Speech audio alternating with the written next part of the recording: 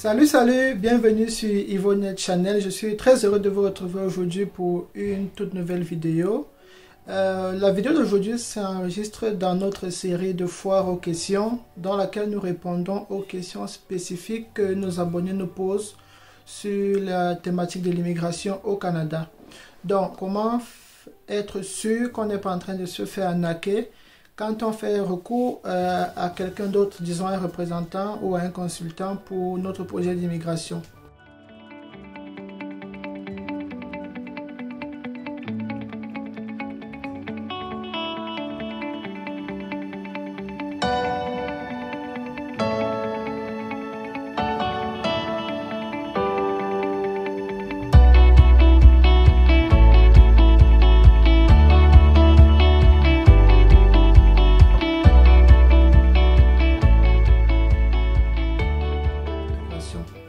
Donc, j'avais déjà fait 2 vidéos pour parler des représentants en immigration sur cette chaîne. Donc, si vous n'avez pas encore regardé cette vidéo, je vous recommande de le faire. Regardez la vidéo sur les représentants en immigration, comment faire pour devenir représentant en immigration, qui est représentant en immigration, est-ce qu'on a forcément besoin de représentants en immigration, etc. Et dans cette vidéo, j'avais parlé de la vérification de l'identité du représentant en immigration qu'on veut choisir. Donc, c'est important de le faire parce que de nos jours, il y a tellement d'arnaqueurs en ce qui concerne l'immigration pour le Canada. Et ça vaut mieux de faire cette vérification pour être sûr qu'on n'est pas en train de se faire arnaquer par quelqu'un.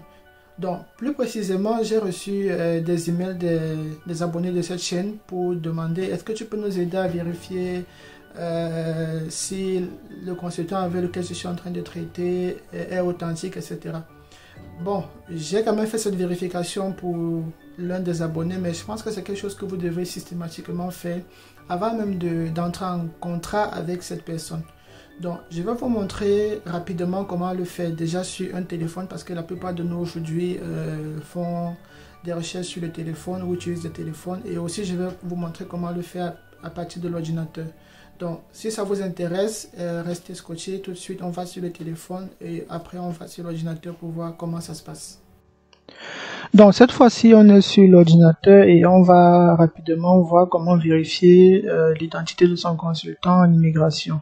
Donc là, je vais juste rapidement vous montrer l'email que j'ai reçu de la part de l'un des abonnés de la chaîne.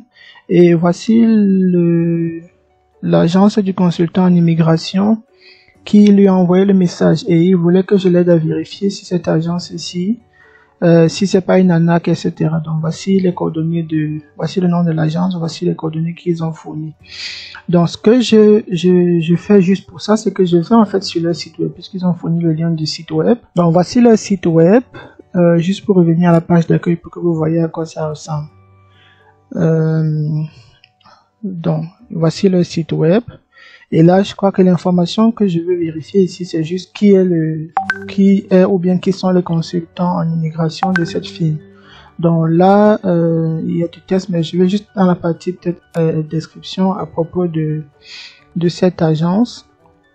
Et juste en bas, j'ai pu retrouver les informations que je voulais. Donc là, par exemple, je vois ici, ils disent que cette compagnie, dans cette société, est opérée par Monsieur Amir Souval et Madame Shigol Barak. Donc voilà les deux personnes qui sont comme des consultants ou des représentants agréés pour ce cabinet. Donc maintenant l'étape suivante, c'est que quand je connais déjà qui a ce cabinet ou bien qui est le consultant réglementé pour ce cabinet, je dois donc me rendre sur le site du gouvernement canadien ou des organismes canadiens pour vérifier leur identité. Donc pour ça, je vais juste vous montrer ici rapidement un site ou alors la partie du site du gouvernement du Canada qui vous dit comment choisir un représentant en immigration ou en citoyenneté. Donc je vous laisse le soin d'aller vous-même vous balader sur cette page et voir tout ce qui est présenté comme information utile. Donc ça, prenez le temps de le faire. Je vais vous partager ce lien ici dans la description, mais si vous voulez, vous pouvez juste mettre pause sur cette vidéo et copier le lien. Mais dans la description de la vidéo, vous aurez ce lien. Donc une fois que je suis ici, je vais dans la partie découvrir s'il est autorisé et ça va me ramener à cette autre page. Et là, je vais En fait, on vous dit pour vérifier ça, vous avez la possibilité de regarder ça. Si c'est un consultant en immigration, voici le lien. Si c'est un avocat ou un notaire, voilà le lien. Si c'est le parajuridique, machin truc, voilà le lien. Donc dans le cas d'espèce, je vais vérifier un consultant en immigration. Donc je suis ce lien et ça va me renvoyer sur la page agréée. Donc ça me renvoie sur le site du conseil des représentants en immigration. Et ici, j'ai la possibilité, bon, j'avais déjà ouvert ça ici, donc c'est pas grave, je peux refermer ça. Donc, à partir de ce site, j'ai la possibilité de pouvoir vérifier mon consultant en immigration à partir des informations que je vois ici. Donc, si je connais déjà son nom, je peux juste taper son nom. Si je connais pas le nom, peut-être je peux, pardon, je peux vérifier si par exemple sa compagnie est enregistrée ou est reconnue. Donc, par exemple, si je connaissais uniquement le nom de la compagnie, ça s'appelle Canada Immigration Express. Je peux aussi venir ici, nom de l'entreprise, mettons Canada Immigration Express. Donc je vais pas tout écrire juste pour faire la recherche. Ok, peut-être que, ok, j'ai pas mis de l'espace. Ok. Ok, donc je vais peut-être ignorer le nom de l'entreprise et je vais mettre le nom de l'agent. J'ai vu que le nom de l'agent c'était quoi? Amir Cheval. Donc je peux prendre Cheval. Je vais dans la partie nom de famille de l'agent et je vais dire rechercher. Oh, ouais. Ok. Ok, parfait. Donc je pense qu'il fallait mettre dans le nom de famille. Donc voilà, je vois bien Cheval Amir et on dit membre actif. Et voilà son numéro et là je peux avoir ses coordonnées. Donc, ça me donne dans quelle ville il est, dans quelle province, dans quel pays et le nom de l'entreprise. Ok, donc je comprends pourquoi je n'arrivais pas à trouver avec l'autre entreprise. Donc, le nom de l'entreprise, c'est Great North Immigration Inc. Je pense que si on relit bien ici, ce nom-ci doit certainement revenir sur cette page. C'est peut-être un groupe à l'intérieur duquel il y a plusieurs... Ok, parfait, c'est ça ici. Donc, on a bien dit Canada Immigration Express, Subcontract, Great North Immigration Inc. to perform eligibility. Donc cette compagnie-ci sous-traite avec cette autre-ci pour pouvoir traiter tout ce qui concerne l'immigration au Canada. Donc effectivement, le consultant qu'ils ont mentionné est reconnu sous cette compagnie-ci qui travaille avec Canada Immigration Express. Et puis on va aussi regarder le deuxième consultant qui travaille avec eux. Donc pour ça, je vais juste remettre au même endroit, ici, rechercher. Pourquoi on n'a pas Sigal cette fois? Son nom de famille. Ok. Bref. Donc je pense qu'avec cette information quand même, ou alors je peux encore remettre plutôt le nom de cette compagnie-ci dans la partie nom de l'entreprise et on voit ce qu'on trouve. Ok.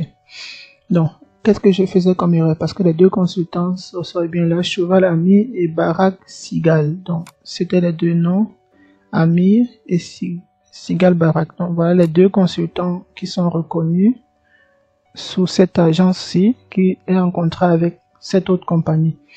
Donc, on voit bien que on a pu vérifier les informations de cette compagnie-ci à travers ce site.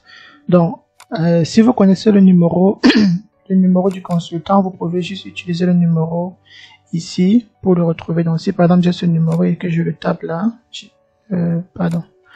tape le numéro, je vais copier ça, je colle ici et je fais rechercher. Je vais trouver le consultant. Soit j'ai besoin de son numéro, j'ai besoin de son nom ou j'ai besoin de la compagnie qui le représente. Donc si on veut, on peut prendre un autre exemple rapide. Prenons par exemple Access Immigration, qui est un peu bien connu au Cameroun et en Afrique. Donc là, si on met Access, c'est Access Canada. Donc pour être plus précis, peut-être qu'il y a d'autres compagnies avec le nom Access. Prenons Access Canada et rechercher. Donc voilà les consultants qui sont reconnus pour Access Canada. Et là, on met celui-ci, il a démissionné, il n'est pas membre actif. Donc si par exemple celui-ci deal avec vous, il faudra faire attention. Donc voilà les deux consultants qui sont actuellement enregistrés pour la compagnie Access Canada. Et je peux aussi m'amuser peut-être à regarder Immigration Efficace, qui est quelqu'un qui fait beaucoup de publicité. Donc si je recherche, voilà le nom du consultant pour la firme Immigration Efficace et je peux voir ses coordonnées ici. Donc, où est-ce qu'il est, dans quelle ville, dans quelle province, dans quel pays. Donc, j'ai cette possibilité-là. Je connais aussi une autre qui s'appelle Performance Immigration. Vraiment, c'est sans pub. C'est juste pour vous montrer comment vérifier. Donc, voilà le consultant Chatue Chatat Brigitte, membre actif, et voilà ses coordonnées. Donc, elle habite à Etobicoke, elle habite en Ontario, elle est au Canada. Donc, c'est comme ça que vous pouvez faire pour vérifier l'identité de la personne avec qui vous voulez entrer en contrat. Donc, vous avez besoin soit de son numéro d'identification du consultant, soit de son nom, soit du nom de sa compagnie. L'une de ces informations vous permettra de pouvoir vérifier à partir du site du conseil des représentants si le représentant est agréé. Et si vous n'êtes pas en train de traiter avec un représentant en immigration agréé, il faudra vérifier sur les autres sites qu'on a vus sur le site du gouvernement du Canada.